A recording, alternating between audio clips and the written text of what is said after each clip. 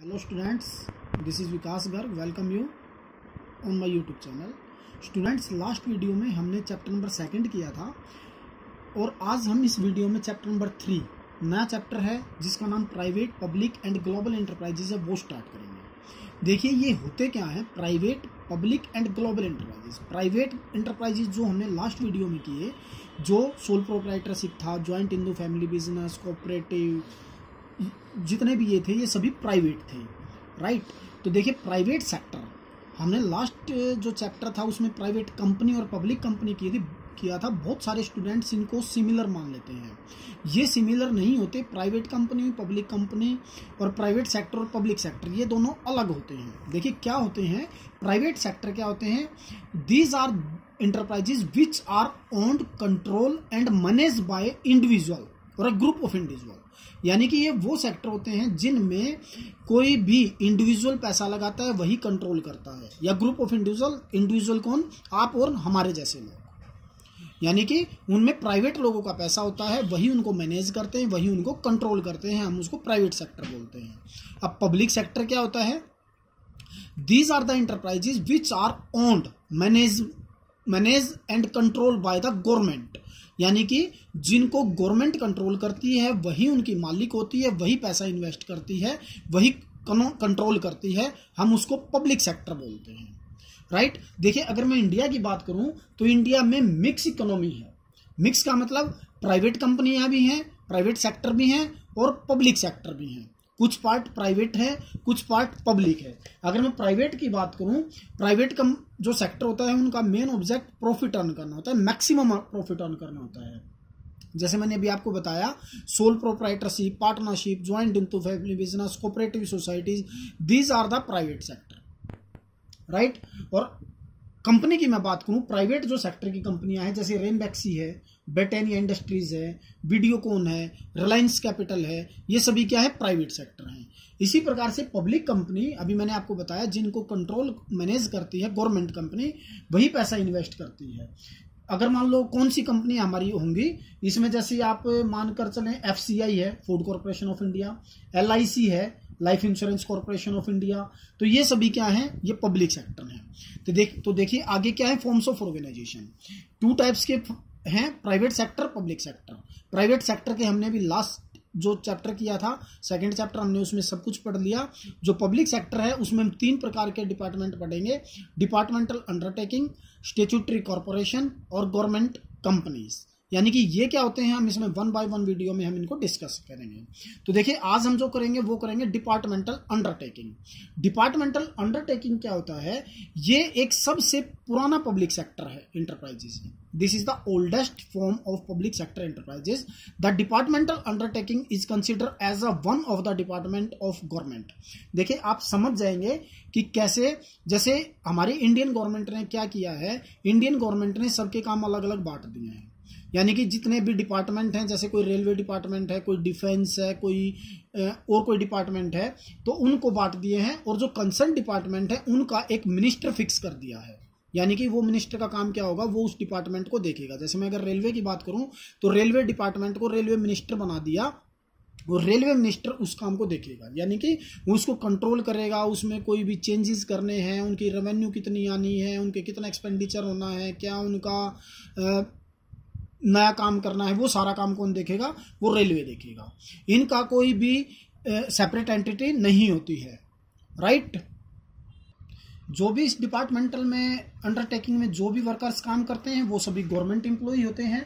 जो उनकी रिक्रूटमेंट है, अपॉइंटमेंट है, जो कंडीशन ऑफ सर्विस है, परमानेंट स्टाफ होता है, वो एज पर गवर्नमेंट होता है, गवर्नमेंट के एम्प्लॉई होते हैं, राइट.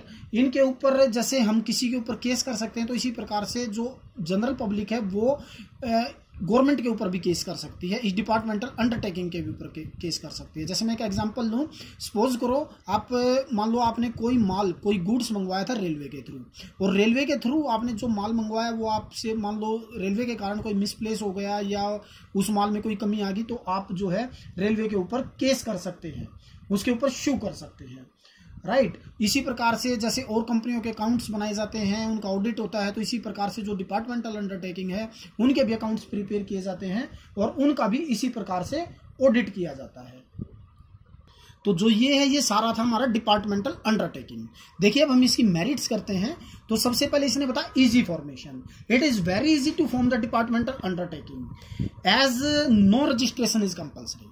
यानी कि जो ये है ये इसकी कोई रजिस्ट्रेशन कंपलसरी नहीं है और जो इसका फॉर्मेशन है वो काफ़ी इजी है, क्योंकि गवर्नमेंट का जो डिपार्टमेंट है ये गवर्नमेंट का होता है। सेंट्रल गवर्नमेंट भी हो सकती है, वो कुछ पार्ट स्टेट का भी हो सकता है, होली भी हो सकता है।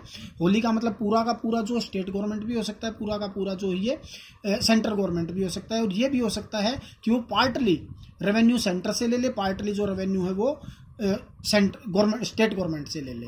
तो इजी फॉर्मेशन में हम ये पढ़ेंगे स्टूडेंट्स कि इनकी कोई भी रजिस्ट्रेशन की नेसेसिटी नहीं होती और कोई जो गवर्नमेंट है इसकी जो फॉर्मेशन है वो इजी कर सकती है। नेक्स्ट है अफेक्टिव कंट्रोल। जो इसका कंट्रोल है वो अफेक्टिव रहता है, क्योंकि जो भी रिलेशन होता है वो डायरेक्ट गवर्नमेंट इसको कंट्रोल करती है और जितनी भी पावर्स होती हैं वो सेंट्रलाइज होती हैं, राइट। थर्ड इसने बताया optimum utilisation of funds. There is proper utilization of funds as financial matter are subject to ministerial sanction, budget accounting and audit control। यानी कि जो भी इनका फंड होता है वो इनका एक बजट पास होता है, जो भी जिस भी डिपार्टमेंट को मिनिस्ट्रियल सेक्शन किया जाता है और उनका ऑडिट किया जाता है। तो जो भी फंड्स हुआ उसका ऑप्टिमम यूटिलाइजेशन किया जाएगा। अब आता है अकाउंटेबिलिटी। अकाउंटेबिलिटी की मैं बात करूं तो ये होता है अंसरेबिलिटी। अंसरेबिलिटी किसके रिगार्डिंग? अंसरेबिलिटी to public. यानी कि इसने बताया कि जो ये गवर्नमेंट का डिपार्टमेंट है और जो भी ये काम करते हैं वो पब्लिक के वेलफेयर के लिए काम करते हैं। अगर मान लो कोई भी काम ठीक नहीं होता है तो जो भी कंसर्न्ड मिनिस्टर होता है वो अंसरेबिलिटी होता है, उसकी अकाउंटेबिलिटी है टू द पब्लिक कि वो काम ऐसे क्यों हुआ। जैसे मान लो अगर सपोज करो कोई रेल का एक्सीडेंट हो जाता है, ट्रेन, मैंने रेलवे डिपार्टमेंट का एग्जांपल लिया।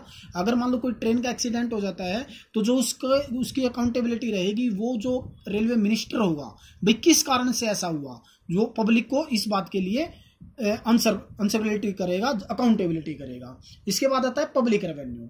देखिए the revenue of departmental undertaking is deposited in the treasury of the government, so this undertaking help to increase the government revenue.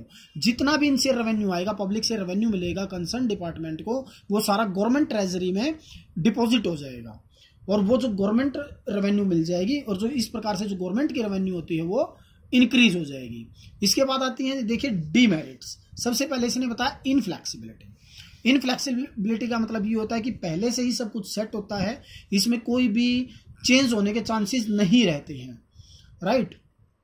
इन पे जो कंट्रोल रहता है वो पार्लियामेंट का रहता है और स्ट्रिक्टली कंट्रोल रहता है। यानी कि पहले जो बता दिया गया, जो भी मिनिस्टर से इंटरफेयर करते हैं, टॉप ऑफिशियल से इंटरफेयर करते हैं, वो एक गवर्नमेंट के ऑफिस होते हैं और जो गवर्नमेंट ऑफिसर होते हैं वही इनको बनाते हैं। तो इसमें इनफ्लेक्सिबिलिटी होती है, यानी कि फ्लेक्सिबिलिटी के कोई चांस नहीं होते।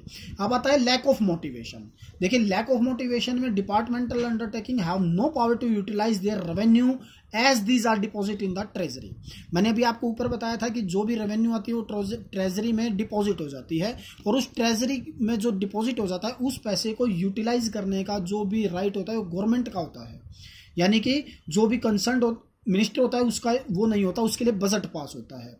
इस प्रकार से ये सोचता है कि जो भी प्रॉफिट ज्यादा होगा, जो भी प्रॉफिट होगा वो गवर्नमेंट के ट्रेजरी में जमा हो जाएगा, डिपॉजिट हो जाएगा। यानी कि वो इतनी मेहनत नहीं करता, क्योंकि वो मेहनत करेगा, जो भी कंसर्न्ड मिनिस्टर होगा वो इस पे ज्यादा एफर्ट्स करेगा, उस एफर्ट्स को उसका कोई रिवार्ड नहीं मिलने वाला। वो जितना भी एफर्ट से प्रॉफिट ज्यादा होगा, रेवेन्यू ज्यादा आएगा, वो गवर्नमेंट ट्रेजरी में डिपॉजिट हो जाता है। तो इस प्रकार से इसकी एक डिमेरिट्स है कि वो लैक ऑफ मोटिवेशन है, यानी कि जो एफर्ट्स वो करेगा उसका उसको कोई भी रिवार्ड नहीं मिलने वाला। थर्ड है lack of financial autonomy. The departmental undertaking can not plan long term investment projects. जो भी कंसर्न डिपार्टमेंट है, जो भी मिनिस्टर है, वो ज्यादा लॉन्ग टर्म के प्रोजेक्ट्स के लिए कोई भी प्लान नहीं कर सकता, as they are subject to budgetary control of the government and they are not allowed to use their own revenue freely as these have to be deposited in the treasury. अभी मैंने आपको यही बताया students कि जो treasury में हमने deposit करवा दिया वो फ्री नहीं होता। जो मिनिस्टर होता है कि वो उसको फ्रीली उसको यूज कर सके, ऐसा नहीं है। वो तो इसको अपने डिपार्टमेंट के लिए बजट मिलेगा, उसी बजट के अकॉर्डिंग वो अपने डिपार्टमेंट के वेलफेयर के लिए एक्सपेंडिचर करेगा। इसके बाद आता है students inefficient management. Departmental undertaking are managed by the government officials. These officials are overburdened with the paperwork. यानी कि कहने का मतलब ये है स्टूडेंट्स की इनएफिशिएंट मैनेजमेंट के अंदर कि जो भी इसके अंदर वर्क काम करते हैं वो गवर्नमेंट के ही एम्प्लॉय काम करते हैं और वो केवल पेपर वर्क में अपने आप को बिजी दिखाते हैं, जबकि जो उनका काम करने का टाइम है वो ज़्यादा स्पेंड नहीं करते। वो ज़्यादा टाइम जो स्पेंड करते हैं वो पार्लियामेंट में, मिनिस्ट्री में क्यूरीज करने का करते हैं, यानी कि वो पेपर में शो ऑफ करते हैं कि हम काम करते हैं, जबकि वो ऐसा नहीं होता। राइट तो इस प्रकार से जो इनकी है इनएफिशिएंट मैनेजमेंट होती है। और एक होता है रेड टेपिज्म। रेड टेपिज्म का मतलब क्या होता है स्टूडेंट्स, कि जो काम होता है वो लटकता रहता है, वो फाइल बनती रहती हैं, रेड टेप लग के जो है वो फाइल बनती चली जाती हैं, परंतु काम इतना ज़्यादा नहीं होता। जैसे मैं एक एग्जांपल लूँ, सपोज करो एक डिपार्टमेंट में 10 वर्कर्स काम करते हैं, गवर्नमेंट एम्प्लॉई हैं, एक वर्कर जो है वो काम छुट्टी पे चला गया, वो अपना काम किसी को नहीं दे के जाएगा और जो उसका कोई काम है वो दूसरा बंदा भी कोई नहीं करेगा, आके वही काम करेगा। अगर कोई से कंसर्न कोई भी काम आता है, भाई आप आना 4 दिन के बाद आना, 5 दिन के बाद आना, वो छुट्टी पे हैं, तो वो काम जो है वो लटकता रहता है, पेपर वर्क होता रहता है, परंतु एक्चुअल में कोई काम नहीं होता। और वो क्या करते हैं, उस फाइल पे रेड टेप लगाई और एक तरफ रखते रहते हैं, तो ये होता है रेड टेपिज्म। अब देखिए इसकी शूटेबिलिटी कहाँ होती है, ये शूट कहाँ करता है, यानी कि where utmost secrecy is required, जहाँ पे बहुत ज़्यादा सीक्रेसी की जरूरत होती है वहाँ पे डिपार्टमेंटल अंडरटेकिंग काम करेगा। जैसे मैं बात करूँ डिफेंस की, डिफेंस जो डिपार्टमेंट है उसमें सीक्रेसी की बहुत ज़्यादा जरूरत होती है और गवर्नमेंट से ज़्यादा कोई सीक्रेट नहीं रख सकता। Where government control is necessary, example मैं आपको लूँ तो ब्रॉडकास्टिंग, जैसे जहाँ पे ब्रॉडकास्टिंग के अंदर गवर्नमेंट का कंट्रोल होना बहुत जरूरी है, तो वहाँ पे भी डिपार्टमेंटल अंडरटेकिंग जो है वो शूटेबल रहेगा। Where huge investment is involve like aircrafts, iron and steel, इनमें क्या होता है, इन्वेस्टमेंट बहुत ज़्यादा होती है, हुज इन्वेस्टमेंट होती है, तो भी ये भी डिपार्टमेंटल अंडरटेकिंग ये वहाँ शूट करे।